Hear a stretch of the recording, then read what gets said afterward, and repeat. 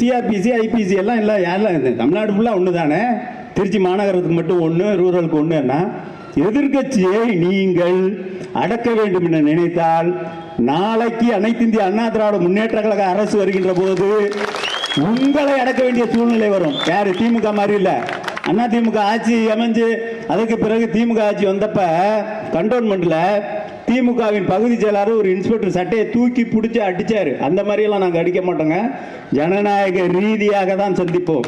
மகேஷ் பொய்யாமொழி அவருடைய திராவிட முன்னேற்ற கழக அலுவலகத்துக்கு வர சொல்லி அவரோட கலந்தாலோசனை பண்ணார். நான் சொன்னேன், ஒரு கட்சியின் அலுவலகத்துக்கு ஒரு கமிஷனர் சென்றது தப்பு, எனவே இவர் மீது நடவடிக்கை எடுக்க வேண்டும் என்று டெல்லிக்கு கடிதம் எழுதினேன். முன்னாள் நாடாளுமன்ற உறுப்பினருங்கிற முறையிலே இப்பவும் அந்த கமிஷனர் 6 மாதத்துக்கு ஒரு தடவை என்கொயரிக்கு போயிட்டு வந்துகிட்டு இருக்காரு.